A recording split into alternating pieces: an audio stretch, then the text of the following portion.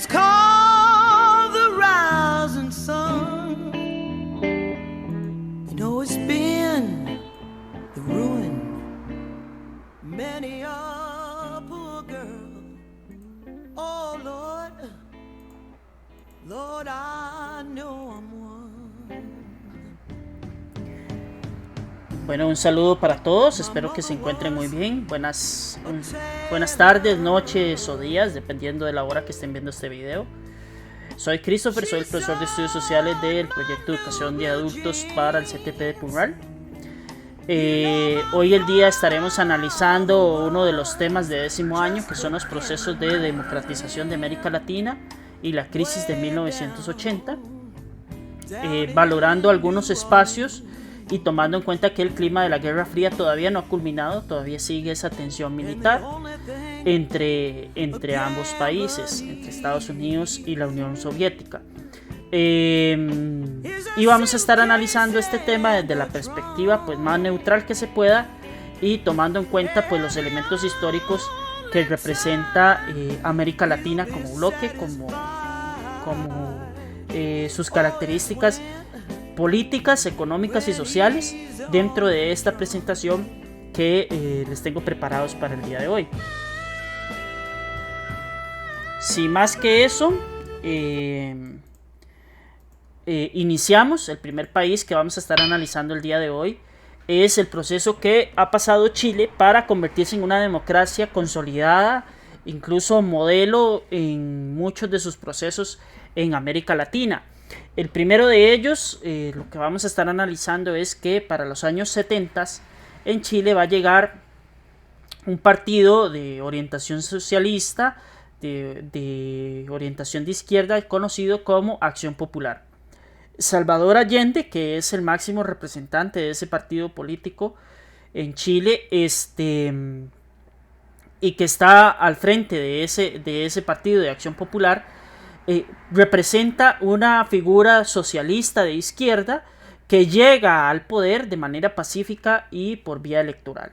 Entonces, digamos que él se va a apoyar en la clase obrera trabajadora, es la clase donde él va a intentar implementar algunas mejoras para esta clase social, y al final de cuentas se va a convertir en un hito de la historia, porque Salvador Allende sigue siendo una persona sumamente recordada y querida en el país chileno.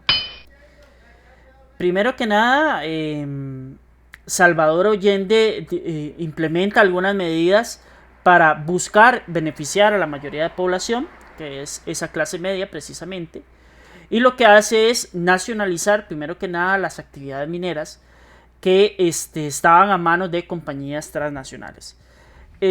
Al final de cuentas, esa nacionalización de actividades mineras va a representar un ingreso muy, muy importante para el Producto Interno Bruto de Chile en aquel tiempo, ya que Chile es un país que tiene extracción de minerales en muchas partes o en muchas regiones de ese mismo país. Entonces la actividad minera se convierte en una actividad económica sumamente importante. Después hace una reforma agraria considerable en cómo se veía la agricultura chilena y cuáles son aquellas necesidades que se necesitaban cubrir de primera mano y cuáles son aquellos productos agrícolas que les puede permitir tener una variedad más significativa, y que bajo este modelo de sustitución de importaciones, que lo vamos a estar analizando más adelante, se empieza a hacer un cambio a nivel estructural en cuanto al agro se refiere en Chile. Realizó reformas sociales a favor de los sectores aquellos que son más desprivilegiados, aprobación de políticas públicas, aprobación de acciones afirmativas que le permitieran a los chilenos acceder a nuevos servicios y a mejores servicios, ¿verdad? Y trató de construir un modelo que democráticamente, de corte de izquierda, aunque a veces suene contradictorio de eso, socialista, implementa muchísimas medidas con el fin de escuchar el vox populi, o decir la voz de la población en cuanto a las necesidades que se tenían en aquel tiempo.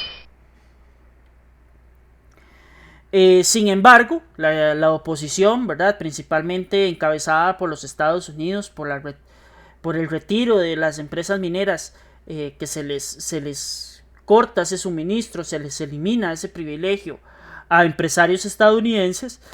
Por esas reformas socialistas, en 1973, lastimosamente, Salvador Allende sufre un golpe de estado a cargo de la Junta Militar encabezada por Augusto Pinochet y respaldada por de manera no oficial por los Estados Unidos.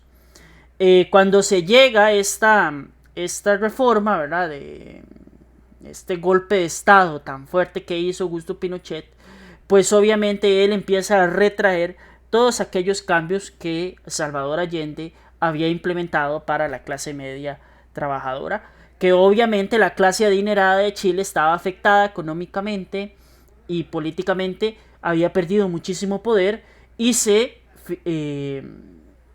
alían a la figura de Augusto Pinochet precisamente para recobrar ese poder que se les había perdido, Este modelo de Augusto Pinochet tiene varias características. Él busca primero una apertura a la economía capital al extranjero, otra vez que vuelvan a ingresar los extranjeros a Chile, y en muchos de los casos se apoderaron de muchas de las empresas, principalmente las que se dedicaban a sacar materia prima en ese país. Esto va a generar un problema porque al Chile no producir internamente lo necesario para poder continuar, va a generar que haya un alto endeudamiento de Chile que todavía hoy en día se sigue pagando y que todavía hoy en día hay revueltas sociales en ese país por las diferentes situaciones que han enfrentado los gobiernos que no han sabido manejar o no han comprendido cómo manejar, hacer ese cierre de la brecha fiscal que hay en este país. Aumenta el desempleo también con el gobierno de Augusto Pinochet, y se controla estas actividades mineras, por ejemplo, se le entregan a compañías extranjeras transnacionales otra vez, generando que haya un aumento en la pobreza y la desigualdad de la población chilena. Algunas de las medidas de Pinochet fue eliminar las estructuras socialistas, como el acceso a becas, el acceso a servicios de salud que había intentado colocar Salvador Allende. Se limita muchísimo los derechos fundamentales, principalmente los políticos, ya que no se puede sufragar, no se puede votar porque es una dictadura casi que vitalicia, ¿verdad? O eso era lo que se había dicho. Hay un decremento en la calidad de vida de los chilenos y se controla la educación como tal.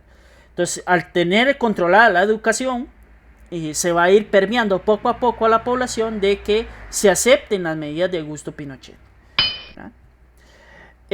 Sin embargo, gracias a muchísimas presiones que hubieron de diferentes partes de Chile, en los años 1989 se decide volver al mecanismo electoral, es decir, volver a votar para elegir a un presidente en Chile. Tras 17 años de dictadura militar de Augusto Pinochet, donde hubieron desaparecidos, asesinatos, secuestros, ¿verdad?, opresión política, limitación de derechos, incluso hasta brutalidad contra la población civil que se manifestaba en contra de las medidas tomadas por Pinochet, vuelve en 1989 a ser un país democrático donde se va a elegir a su representante. Esto va a generar que Augusto Pinochet pierda evidentemente las elecciones, porque la gente del pueblo chileno estaba cansado de sufrir los abusos cometidos por este militar, este dictador de ese país.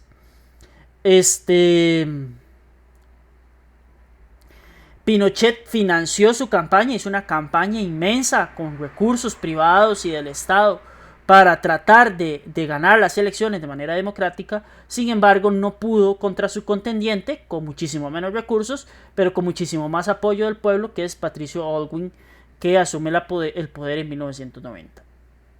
Y es así como Chile se reintegra otra vez al sistema democrático, y hoy en día Chile vive procesos muy duros porque evidentemente los gobiernos en algunos de los casos han tenido casos severos de corrupción o han intentado aumentar los impuestos y los ingresos pues no se han visto creciendo en la misma medida que los impuestos colocados por los nuevos gobiernos chilenos. Actualmente Chile tiene un proceso, es un país globalizado, tiene muchos desafíos en el campo social, en la erradicación de la pobreza, en el tema del desempleo, en acceso educativo, en acceso equitativo a la educación, en la salud y en el campo político, pues trabajar para tratar de erradicar la corrupción. Pero yo creo que esto es un fenómeno que al final de cuentas, este fenómeno de proceso democratizador en Chile no se aleja muchísimo de la realidad costarricense, no es algo que nosotros no conozcamos y que no debamos valorar.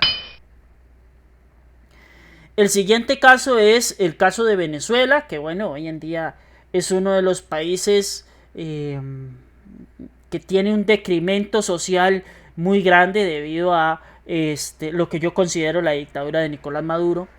Y pues bueno, Venezuela relativamente hay muchísima información que fluye de diferentes medios.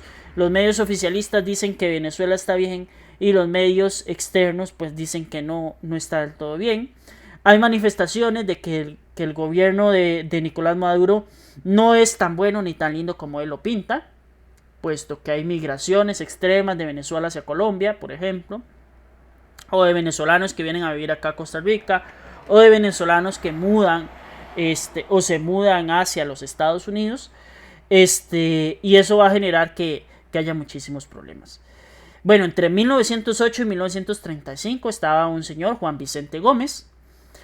Juan Vicente Gómez es un dictador que deja a su mano derecha a Elías López en el año 1936 con el fin de que continuara con su gobierno. Sin embargo, Elías López lo que hace es más bien crear obra pública con el fin de generar empleos, establece la libertad de prensa y crea una nueva constitución política. Sin embargo, lastimosamente el gobierno o estos gobiernos son empañados por un gran latifundismo, es decir, grandes extensiones de tierra en manos de pocas personas. Eso aumenta la desigualdad, aumenta la pobreza, no hay un crecimiento en la riqueza de la población venezolana. Hay muchísimos fraudes electorales, la corrupción y el mal manejo de los fondos obtenidos gracias al petróleo que tiene Venezuela, que es uno de los países con las mayores reservas de petróleo del planeta. Han sido viciados por el gobierno y han sido desviados o malversados los fondos de ese país. Bueno, en 1948 Carlos Delgado va a dar un golpe de estado y fue electo mediante un proceso democrático.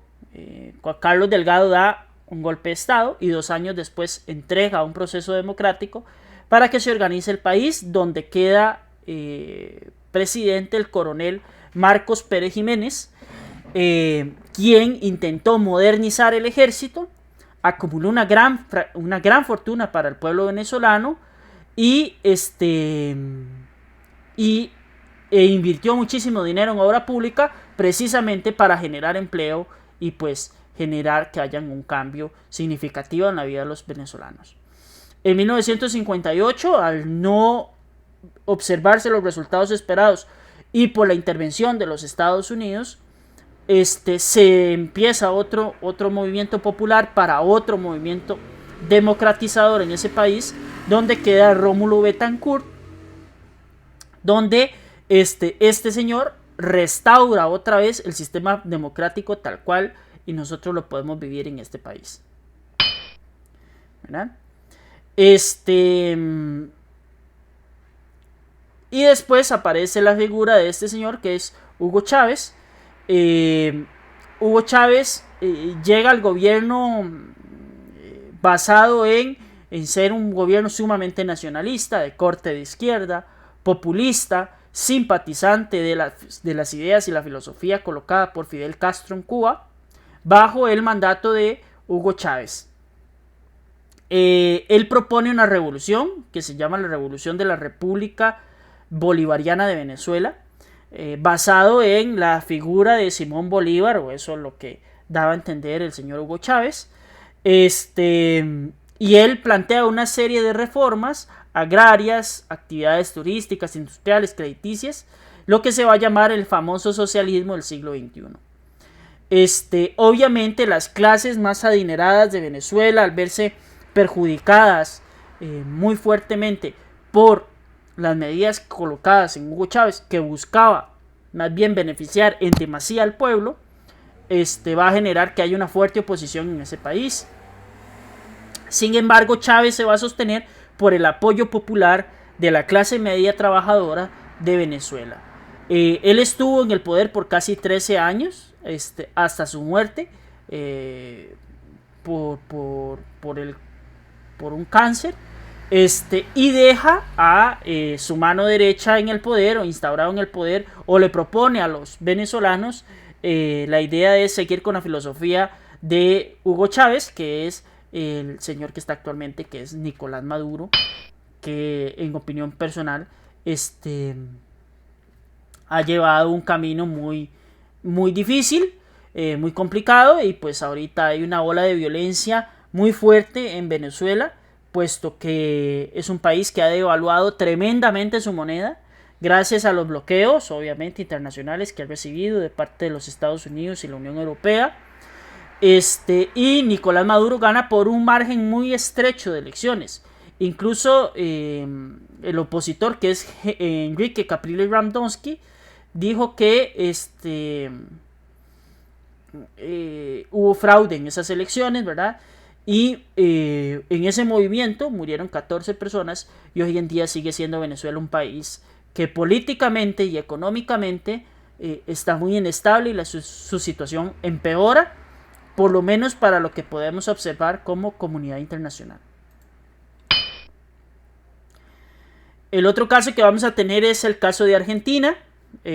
Argentina, desde el año después de durante la Segunda Guerra Mundial y después de terminada esta, va a haber un golpe de estado por un gobierno militar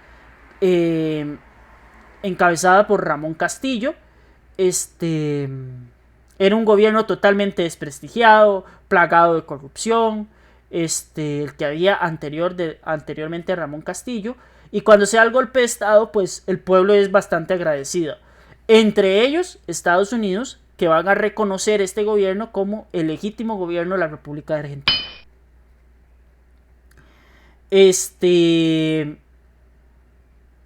Pedro Ramírez asume la presidencia, establece un gobierno de facto, disuelve el Congreso, quita la Asamblea Legislativa, que vendría siendo el equivalente aquí, y empieza a gobernar por puro decreto ejecutivo, ¿verdad? Las elecciones que habían programado para el año 1943 fueron canceladas, y Argentina es un país que en aquel tiempo estuvo alineado un poco a los países del eje para la Segunda Guerra Mundial, que es Alemania, Italia y Japón. Y ahí es donde surge una de las figuras más emblemáticas, ya analizadas en las clases de educación cívica, que es la figura del jefe Juan Domingo Perón, que él lo que se va a encargar es de dar, mediante un golpe de estado militar, establecer una revolución en donde Juan Domingo Perón promete el apoyo de las masas y brindarles privilegios a la clase obrera trabajadora. En las elecciones del 46 él gana la presidencia con un margen muy importante, y basado en la figura de su esposa, que fue muy querida, que es Eva Duarte de Perón, que se le consideraba casi como una santa de ese país, por sus diferentes obras sociales que ella va impulsando antes y después del gobierno, como la apertura de hospitales y escuelas dentro de la República de Argentina. Evita Perón fue nombrada ministra de Asuntos Exteriores.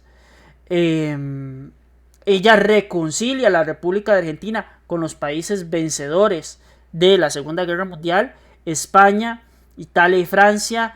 recibieron de muy buena manera a Evita, permitiéndole traer recursos frescos a la República de Argentina. Con los obreros llegó a grandes acuerdos, como por ejemplo el movimiento de los descamisados, donde Evita hizo que accedieran a una serie de derechos mínimos que uno debe de tener en sus diferentes trabajos. Posteriormente se encarga de la supervisión del Ministerio de Salud Pública, que es donde ella destaca más dentro de la historia de Argentina, porque ella va a luchar muchísimo contra la malaria y la tuberculosis, que son enfermedades que estaban asediando a la población argentina en aquel tiempo. Y gracias a Juan Domingo Perón se crea una nueva constitución que hace que los programas sociales se abran y que le den mayores privilegios y derechos a todos los sectores de la sociedad. Obviamente esto va a significar un sacrificio de la clase más adinerada, que va a tener que colocar más dinero pues para pagarle a sus empleados en las diferentes empresas.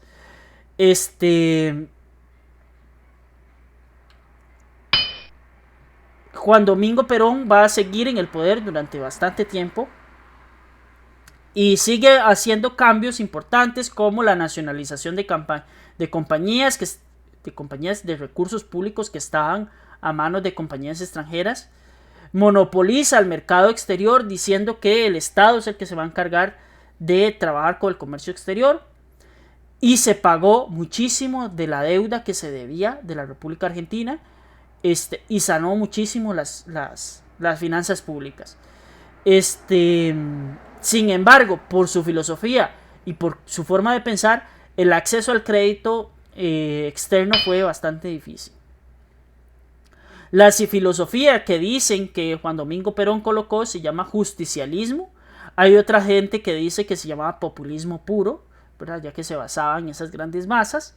Y el justicialismo era una doctrina que busca que haya mayor justicia dentro del país, de acuerdo a la cantidad de recursos que yo tengo, ¿verdad? Y hay gente que lo llama populista porque él manipuló, o consideran que manipuló, la clase obrera y trabajadora de la República de Argentina. La actualidad en Argentina, muy difícil, muy difícil. Hay una devaluación enorme de su moneda, muy muy fuerte. Cada vez cae más el dinero o el valor de la moneda intrínseca de Argentina. Hay gobiernos que lograron mejorar la situación de Argentina durante el pasar de los años. Sin embargo, no se ha logrado establecer una estabilidad desde el gobierno de Macri y de los Kirchner para este país, que lastimosamente cada vez se convierte en un país con mayores índices de desigualdad, donde cada vez es más caro vivir y donde cada vez es más complicado tener acceso a ciertos productos por el alto costo y valor que tienen dentro de la República de Argentina. Sin embargo, su producción se basa en el sector agrícola, como la producción de cereales, trigo, maíz, soya, cítricos, tabaco y té, que son sus productos principales en la República de Argentina. Aquí hay una pequeña síntesis. Cuando les adjunte eso, este proceso de democratización de América en Argentina, pueden valorarlo para que lo puedan ver. Y las otras revoluciones que tenemos que ver es la revolución cubana y la mexicana. En México hay una dictadura también colocada por Porfirio Díaz. Porfirio Díaz va a estar enfrentado contra dos personajes muy importantes, que son Emiliano Zapata y Pancho Villa. Emiliano Zapata va a fundar un movimiento, va a crear un movimiento que se llama Movimiento Zapatista, lo que busca acabar con la dictadura de Porfirio Díaz. ¿Cuáles son las causas de por qué se da esa revolución en México? Corrupción política, concentración de tierras en pocas manos, es decir, latifundismo, control de la producción en manos extranjeras. y que va a generar ese cambio de Francisco Madero, y Pancho Villa y Emiliano Zapata. Van a crear una nueva constitución donde se nacionalizan los recursos, donde se establecen derechos laborales en México muy similares, donde el reparto agrario se da muchísimo mejor, se separan las tierras, hay una separación clara de la iglesia con el Estado, y aparece un partido político que hoy en día es un partido muy dominante en México, que es el PRI, Partido Revolucionario Institucional, que hoy en día todavía sigue trabajando en la corriente política mexicana. Actualmente en México es un país creciente, con una economía en crecimiento, que hay muchísima desigualdad, que tiene muchos problemas también con el tema del narcotráfico, el tema del crimen organizado, y que en algunos momentos se les ha llegado a salir de las manos, como pasa con el estado de Sinaloa, que está a manos o controlado por grupos narcotraficantes y grupos organizados muy fuertes, y que necesita luchar por alcanzar un desarrollo económico equitativo para todos. Y el tema de Cuba, que bueno, Cuba estaba gobernada por un dictador conocido o llamado como Fulgencio Batista, y de ahí surge la revolución cubana encabezada por Fidel Castro, Raúl Castro y la figura emblemática del doctor argentino Ernesto El Che Guevara. Las causas es el gran control norteamericano que hay en la isla de Cuba, la concentración de tierra en manos, muy pocas manos, y principalmente terratenientes extranjeros, dígase de Estados Unidos, una condición de vida muy mala para los cubanos y una desigualdad social. Cuba estaba pasando por este proceso debido a que Cuba pertenecía al gobierno de España. Posteriormente los estadounidenses liberan ese país y se convierte Cuba como el estado de Puerto Rico, que es como un estado anexado a los Estados Unidos. Posteriormente Fulgencio Batista se hace con el poder y él entrega todo a manos extranjeras estadounidenses con el fin de contar con su apoyo.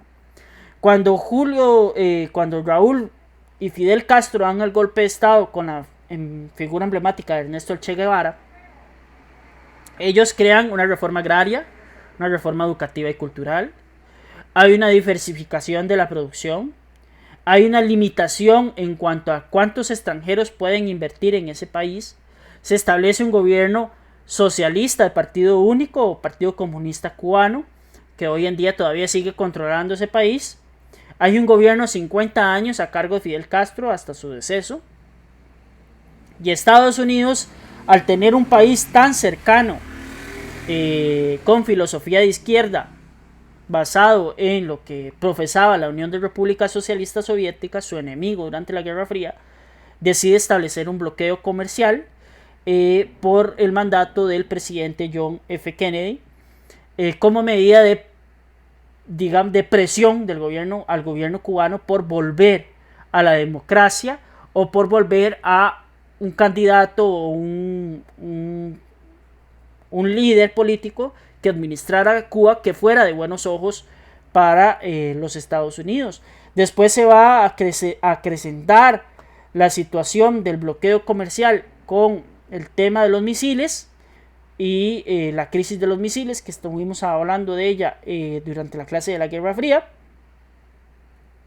y ese bloqueo económico hasta el día de hoy continúa, y los cubanos hoy en día, 10 de julio, que es el día que estoy grabando esta clase, se levantan en contra de los gobiernos actuales y el Partido Comunista, que ha controlado ese país durante muchísimo tiempo y que lastimosamente, a pesar de que hay índices muy buenos como los índices de alfabetización, el tema de salud, etcétera, etcétera, los cubanos no tienen las posibilidades que le ofrece un mundo capital globalizado como el que tenemos hoy en día.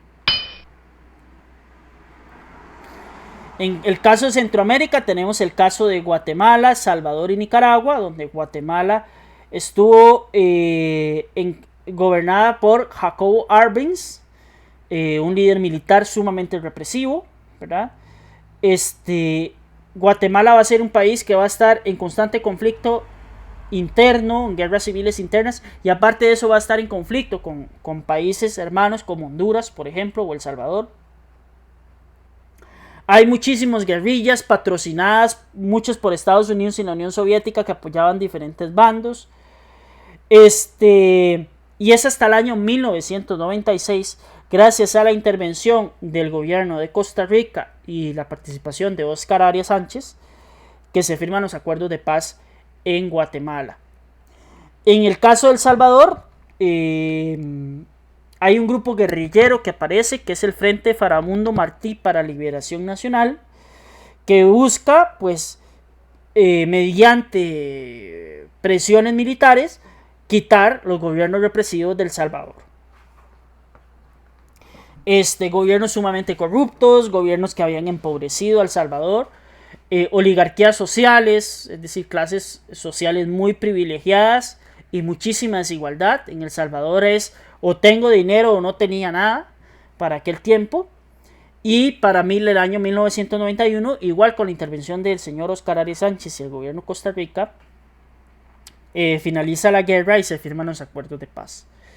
Y en el caso de Nicaragua, que estuvo gobernada y administrada desde los años 30 hasta los 60 por la familia Somoza, encabezada por Anastasio Somoza, va a generar que es una dictadura sumamente represiva, la de Somoza, donde los nicaragüenses vieron cómo su país se escapaba de las manos. Y de ahí se funda uno de los partidos más destacados de la historia de Nicaragua, que es el Frente Sandinista de Liberación Nacional. Hay una guerra civil, la gana el movimiento sandinista, que era muy popular en aquel tiempo en Nicaragua, y se acaba con la guerra civil con el Frente Sandinista para la Liberación Nacional y con el derrocamiento de la familia Somoza en Nicaragua.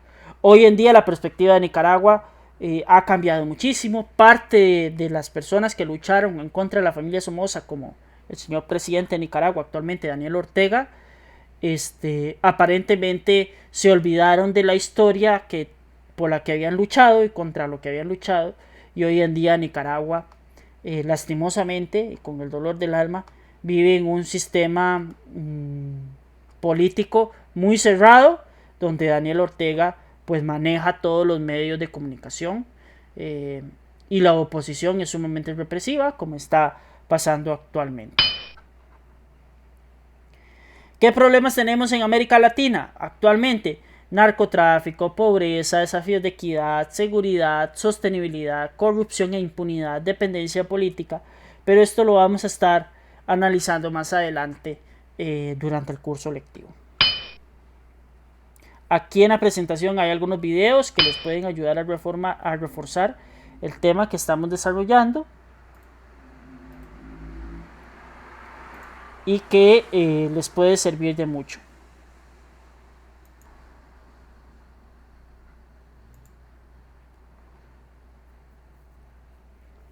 Bueno, ahora vamos a confrontar los modelos económicos. Vamos a ver también el tema de cuáles son las filosofías económicas que implantaron la Unión Soviética y los Estados Unidos principalmente, y por qué hay una crisis en los años 80 tan fuerte en todo el mundo, ¿verdad?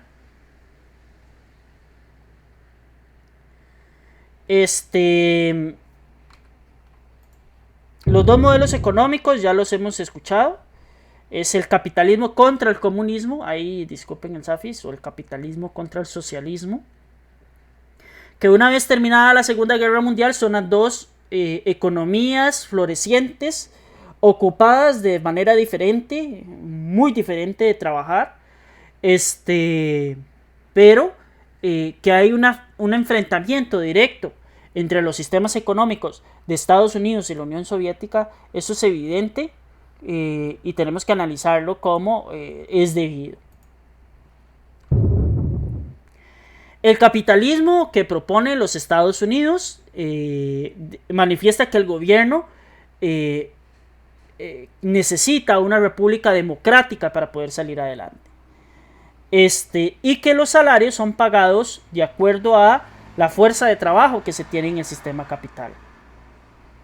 Establece que el trabajo es un derecho y el día más útil es el día más largo, es decir, entre más jornada laboral, entre más horas uno invierta en su trabajo, mayor productivo debería de ser, ¿no? Ventajas: hay libre elección en el sistema capital. Yo puedo elegir diferentes formas o diferentes productos, hay mucha variedad. Hay una economía eficiente en algunos pasos y que siempre busca el crecimiento económico. ¿Cuáles son algunas de las desventajas? Monopolios comerciales, que yo sé que a veces los monopolios se han satanizado en el uso del monopolio como tal, pero hay monopolios que son necesarios, como el manejo de los recursos públicos o el manejo de los recursos naturales, como por ejemplo el agua, que debe estar administrada por el Estado, porque si no se vuelve, el tema de una empresa privada se vuelve dueño del agua de un país, por ejemplo. Y el tema del desempleo y la desigualdad, que no son temas ajenos a el capitalismo. La tecnología sustituye al trabajador en el capitalismo, lo hemos podido observar durante este tiempo, con solo ir a centros comerciales en donde ya no hay un cajero, sino que hay una máquina donde vos pagás. Hay una sustitución de un empleado o de 2 empleados que cubrían esas jornadas laborales y se cambia por una máquina que ni siquiera necesita recibir alguna remuneración económica, generando una mayor cantidad de ganancias para las empresas. Y los medios de producción son controlados por los capitalistas, es decir, empresarios que tienen una gran fuente de cantidad de dinero que invierten y que permite pues crear empresas grandes que al final de cuentas se traducen en ganancias, ¿verdad? Para ellos mismos, que con el pago de salarios les retribuyen a sus trabajadores. El gobierno socialista es elegido a través de una democracia directa, es decir, voto por quién va a gobernar. Los trabajadores no son pagados de acuerdo a la fuerza laboral, sino de acuerdo en base al trabajo realizado. Es decir, en el socialismo o el comunismo lo que me dice es, entre mejores producciones yo tenga, o entre más productivo sea yo como empleado, mejor me van a remunerar. Dice que el trabajo es un deber, no es tanto un derecho, sino es un deber. Y el tiempo del trabajo debería ser el menor posible, porque eso le va a permitir un empleado fresco, descansado, y que le permita pues tener una actividad productiva muchísimo mayor. Ventajas: las necesidades básicas generalmente son muy bien atendidas. La movilización de bienes también es bastante buena. Hay más equidad o más igualdad. Esto en la base de lo que propone el socialismo como tal, ¿verdad? No necesariamente en aplicación es que es del todo así, o el capitalismo es del todo así. Tiene desventajas: hay un fallo histórico, que es la caída de la Unión Soviética. Es caro mantener un sistema donde el Estado es el encargado de administrar absolutamente todo, y hay muchísimo menor innovación. Al igual que el capitalismo, se busca mayorizar las ganancias, y la tecnología es un sustituto del trabajador. Y los medios de producción, eso sí, en el caso del socialismo o el comunismo, son controlados por los trabajadores y no por los empresarios.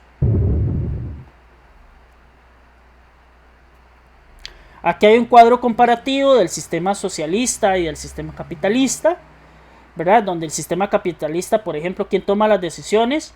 El mercado, ¿verdad? El Estado se fija cómo está manejándose el mercado y toma ciertas decisiones, pero no se incorpora demasiado, no toma demasiada participación, sino que lo deja más a corporaciones o empresas multinacionales. En el caso del socialista es todo lo contrario, la planificación está a cargo de los ministerios, del Estado, y las empresas son estatales, todas, ¿verdad? Sobre objetivos a pequeña escala que van generando un aumento significativo de las ganancias, por así decirlo. Como la propiedad en el sistema capitalista es privada, es decir, cada quien tiene lo suyo, cada quien lo administra, cada quien busca cómo adquirir nuevos bienes o cómo aumentar sus ganancias, ¿verdad? Y el Estado simplemente se reserva ciertos bienes como para la cobranza de impuestos y el manejo y las regulaciones de las empresas, ¿verdad? Pero todo es propiedad privada. A cambio, en el sistema socialista, priva la colectividad, el Estado da títulos o concesiones a los trabajadores y solo los bienes de consumo propios como la ropa, objetos de uso personal, son de carácter privado.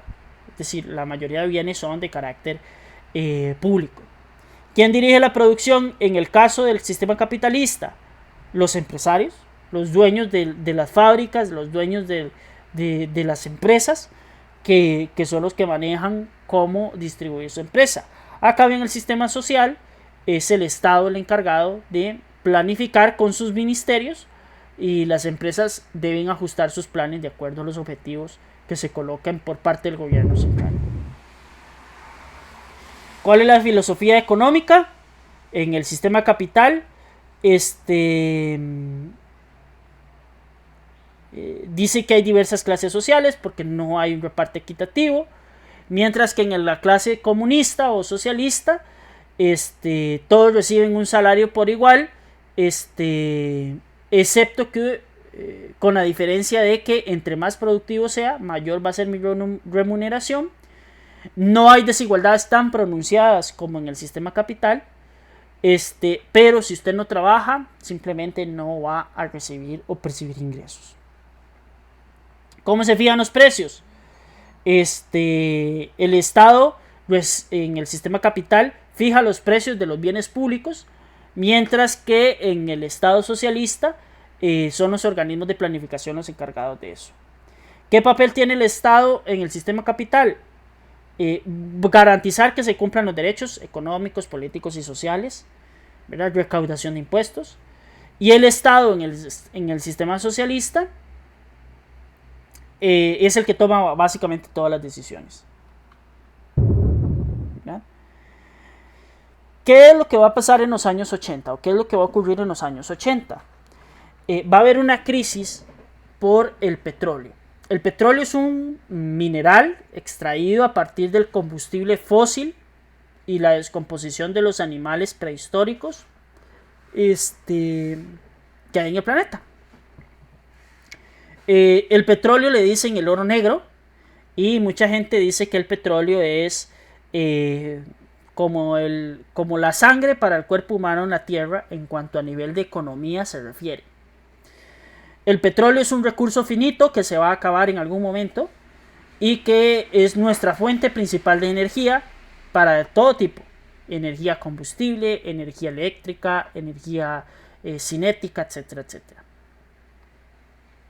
Entonces hay una dependencia muy fuerte de nosotros como especie de la economía global del petróleo.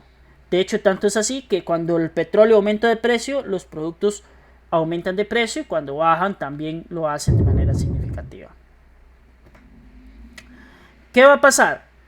Hay unos países que se llama OPEP, que son estos que ustedes ven enlistados ahí: Ecuador, Irán, Qatar, Angola, Nigeria, Arabia Saudita, Argelia, Kuwait, Libia, Irak y Emiratos Árabes Unidos. Que se empezó con una especulación de que el petróleo se estaba acabando. Esto con el fin de poder aumentar el precio del barril del petróleo. Y la OPEP, que es la Organización de Países Exportadores de Petróleo, de manera extraoficial, digamos que empieza con esa conspiración para lograr aumentar el precio del barril. Hay una guerra que se va a llamar la guerra del Yom Kippur, que es todos los países árabes que ustedes ven ahí, es decir, sacamos Ecuador y Venezuela, van a entrar en un conflicto armado con el país de Israel, aunque sea filosófico o económico o lo que sea. Los países desarrollados son simpatizantes de Israel. ¿Por qué? Porque Israel representa una estrategia militar, una zona estratégica militar muy buena, porque Israel está casi que en el centro del planeta, en cuanto a Asia y Europa, etcétera, etcétera, etcétera. Entonces se viene la guerra del Yom Kippur y estos países, al estar ocupados atendiendo los temas de guerra, no se daban el permiso de exportar la suficiente cantidad de petróleo. Eso va a hacer que escasee el petróleo y pues aumente el precio del barril. ¿verdad? El aumento del precio del barril va a generar que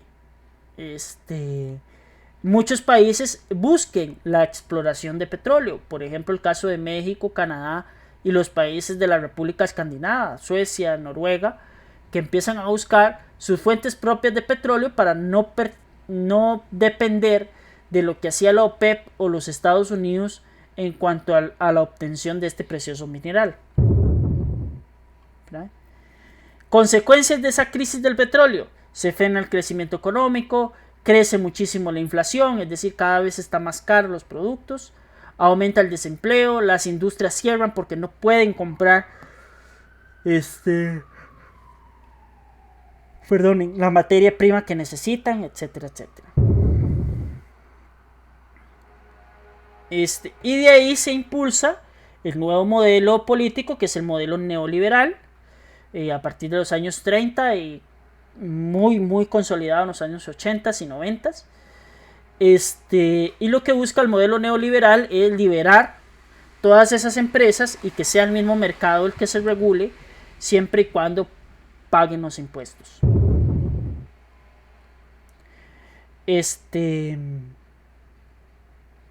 Para los años 80 los países de América Latina estuvieron severamente afectados, y ese crecimiento económico, ese crecimiento social, por ejemplo, que tuvo Costa Rica durante los años 50, 60, 70 y 80, se viene al traste por precisamente el aumento del petróleo, que nosotros somos un país que no lo producimos, que no lo vamos a producir, y que genera un gasto enorme poder pagar esos barriles de petróleo que son necesarios, absolutamente necesarios.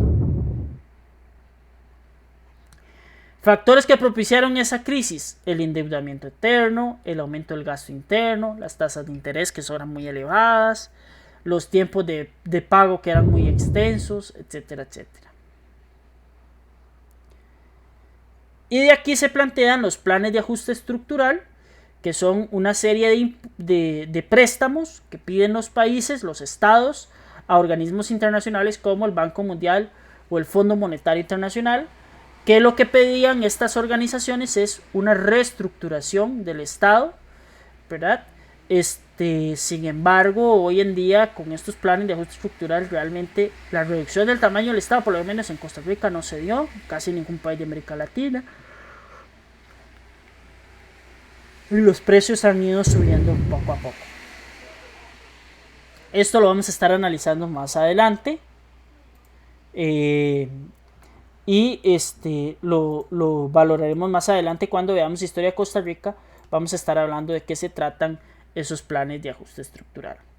Bueno, sin más nada que decir, despido la clase el día de hoy. Muchas gracias por su atención, muchas gracias por su compañía, y espero que haya quedado aclarado ambos temas, que son temas grandes y son temas pues bastante densos. Muchas gracias, cuídense, pásenla bien y un gran saludo para todos.